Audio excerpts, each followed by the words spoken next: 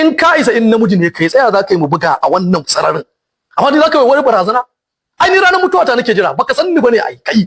ka tambayi waɗanda suka san ni za su baka labari na rantsa da Allah in ka san ni ba ni za ka ga wani wai ka tafi zo da ka shekara 10 a can ka shekara 8 a can gurin ka ni za ka yi wannan lissafin ka sa abin da nake so da kai in ka isa da ne kai ka zo ni kaga ban taba yin aikin soja ba ko wallahi da ne aikin soja ne na gudu irin yadda ka gudu wallahi gwara in mutu ai ba zan ai yanzu ka baro yayanka abun fade soja gel wallahi ka baro yayanka abun fade wallahi tallahi ka baro yayanka abun fade wallahi Allah Abu Dalib ya fi ka jarunta mushriki kenan wallahi ya fi ka jarumta wallahi ya fi ka ita wanda da yazo mutuwa aka ce ya musulunta annabi sallallahu alaihi wasallama yana kansa yace ka ce la ilaha illallah ba sai ka ce muhammadu rasulullahi ba ni zan tsaya maka da ita kalmar shahada an tsaya ma amma me Abu Dalib yace Abu Dalib ce yace haba yanzu sai da yazo mutuwa ya shiga addinin yara ai yayi abun kunya wallahi yace ba zai bawar yayansa abun fada ba amma kai kana aikin soja yanzu tarihi ba zai manta ba yayanka zai san taso za a ce musu babanku yayi soja ya gudu ai ko wallahi ni da in bar wannan tarihin a gidana na rantsa maka da Allah gwara a rataye ni kai karamin dan taurin kai ne ni wallahi in na shiga soja ba zan fita ba sai dai mutu a ciki in kuma ka ce wai abin da na ga maka yi maka zafi in ka isa ka zo ka koma gidan soja na rantsa da Allah ni zan nemi form tunda ina tare da wasu daga cikin sojoji wallahi zan nemi form na cike nema in shiga aikin soja saboda kai ka dawo dan Allah ka zo mu koma tunda abin da yake a arewacin Najeriya yana damun ka ko na kashe mutane da ake da sauransu da kai da kake ta zo zagin mu ko in ka isa kai soja a da kuma tunda kana da cosmate din da kake tura su daki mutane wanda daga kaina nake so in Allah ya ji ba za su sake ba ina so dan Allah ba dan ni ba ka zo ka dawo aikin soja ni da kai mu shiga a tura mu san bisa ni da kai duk wanda ya dawo Allah ya tsine masa albarka ko a tura mu ya sunan gurin nan a tura mu wannan Zamfara ko Sokoto ko a tura mu Katsina kai ni namiji ne da gaske nake shi yasa ka ga wallahi shi yasa ka ga kunne na ba dan kunni ai na girmu dan kunnani saboda haka kuma ni in nayi magana ina cewa ina nan akan bakana abinda na faɗa ina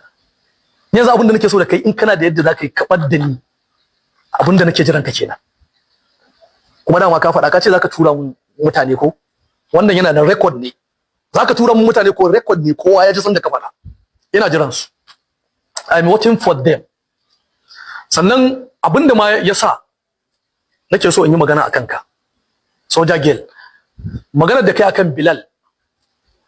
ibn Rabah ɗaya daga cikin sahabban Annabi sallallahu alaihi wa alihi wasallama kenan kuma mai falala kuma bakar fata dan Habasha Allah ya kare da a gare shi Bilal ka zo kai ƙarya kansa ka ce Bilal sahabbai sun kori Bilal saboda bakar fata ne Bilal yayi zamani ne da Sayyidina Abubakar su Sayyidina Umar su Abdullahi dan Abbas su Abdullahi bin Mas'ud manyan dai sahabbai waɗanda suka isa da su Bilal ya zamani amma waɗannan sahabban ka zarga da sun kori Bilal saboda baki ne shi yanzu ka ci mutuncin sahabbai to bari mu gaya maka in short kaga na farko waɗannan littattafan da kake gani duka waɗancan littattafan da kake zagin su ko kake nema ka zage su littattafai ne na addini gabaki ɗayan su hadisai ne waɗanda muke koyar da mutane a masallacin da baka so kaga ana yi kaga wannan littafin ko kafin zo wannan littafin kaga wannan littafin bara an daga maka shi ka gan shi littafi ne ar-rijalu wan nisa'u hawlar rasul wannan tarihin sahabbai ne a ciki a wannan littafin a shafi na 163 kaga tarihi na Bilal ibn Rabah ga tarihin sa nan gurin a cikin wannan tarihin babu guri daya da aka rubuta cewa Bilal ya samu matsala da sahabbai sun kore shi a nan gurin ka gane ai wannan kenan Bilal ibn Rabah yurabi'u fi sabilillahi hatta al-mauta ko hatta al-maut wanda ya bada ransa tunda ya zama musulmi haka ya dinga aikin alkhairi har ya bar duniya me yasa shi ya bar garin Madina ne saboda yana ganin bai kamata ba zai iya jure a matsayinsa na ladanin Annabi sallallahu alaihi wasallam Annabi ya rasu yace zuciyarsa ba ta iya daurewa ba dole ya bar Madina ya tafi Sham lokacin da sayyidina Abubakar Allah ya kare da a gare shi, Bilal bawansa ne, shi ya saye shi. Lokacin da ya yanta shi sayyidina Umar Allah ya kare da a gare shi, gashi cikin wannan tarihin sayyidina Umar Allah ya kare da a gare shi abin da ya faɗa, yace shugabanmu, ma'ana Abubakar shugabanmu ya yanta shugabanmu Bilal kenan. Quraishawa Larabawa suna kiran Bilal da shugabansu. A lokacin da kai kake zargin sahabban annabi sun ci amanar Bilal, sun kore shi, haka kace. Yanzu rashin kunyar ka ta kai, ba wai mu ba. Dama ba mu mamaki ba, tunda har ka tsallaka kan sahabbai, yanzu kana cin mutuncinsu, domin idan ka ce sun kori Bilal to fa sun ci amanar annabi. Yanzu lalace babanka ya ci amanar babban abokinsa. An zagi babanka ko ba zage shi ba? Kaga an zagi babanka. To kamar yadda wannan littafin da na nuna maka, wanda duk ya aibata annabi ko ya aibata sahabbai, kaga ga wani littafi, ka gan shi nan, As-Sarimul Maslul ala Shatamir Rasul. Wannan littafin shi kuma na mu ƴan tsaurin kai dai masu yin maganganu na iskanci kan annabi da sahabbai, ka gan shi. Ka gan shi ne shi kuma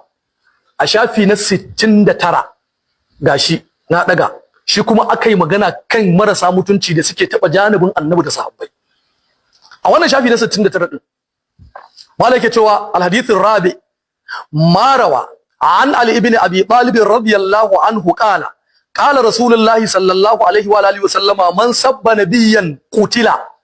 Annabi yace duk wanda ya zagi wani annabi cikin annabawa, man sabba nabiyyan min nabiyillahi, duk wanda ya zagi wani annabi. Amma mu dauki asalin abinda aka faɗa cikin hadisin, kar mu ƙara kar mu rage. Annabi wannan hadisin an karɓo shi daga Ali ibn Abi Talib radiyallahu anhu, Allah ya kara yadda gare shi, yace annabi sallallahu alaihi wasallam Allah ya kara tabbata gare shi, yace man sabba nabiyyan qutila, duk wanda ya zagi annabi a kashe shi. Ya zagi wani cikin annaba yace a kashe shi. Yanzu ba na ka bane saboda ina son ce ka zagi annaba, kafin ka kai, tunda ka fara cin mutuncin sahabbai, kan ka kai kan annabi ga hukuncin wanda ya ci ya batanci ga annabi. Wa man sabba ashabahu julida, haka duk wanda ya zagi sahabban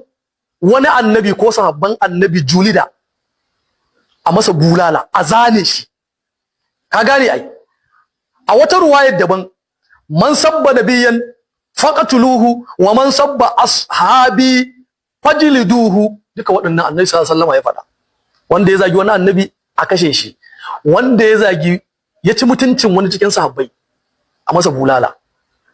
To da wannan nake aika maka da sako, in Allah ya yarda, ni ba na aika a mutum wani abu, dan ni namiji ne, na girmi zo social media dinga cewa wai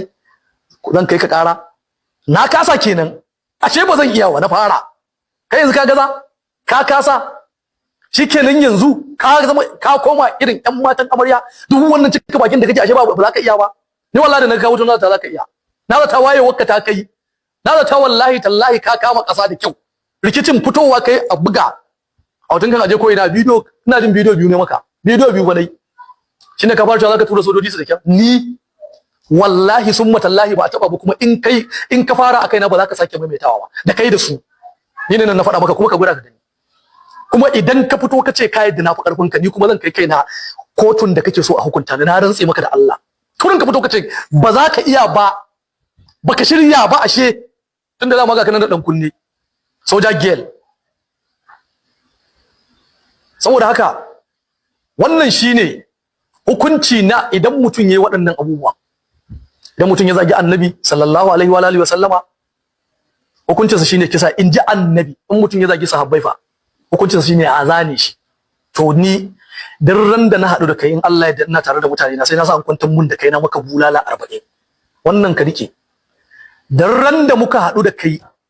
in Allah ya yarda sai na sa mutanen da nake tare da su sun kwantar mun da kai, sai na zane ka wallahi. Sai na zane ka, sai na maka bulala 40. Ka rike wannan. Ni zan nuna maka ni namiji ne. Ni ba na kurin cewa wai zan tura wani ko zan kai mutun kara, gangan kenan.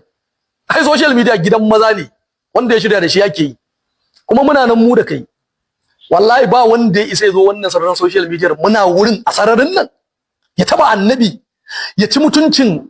kabilar da annabi ya fito a ciki. ya ci mutuncin sahabbai abokan annabi ne kake ce musu wai sun kori ladanin annabi.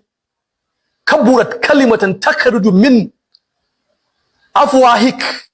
in yaqulu illa kadiban.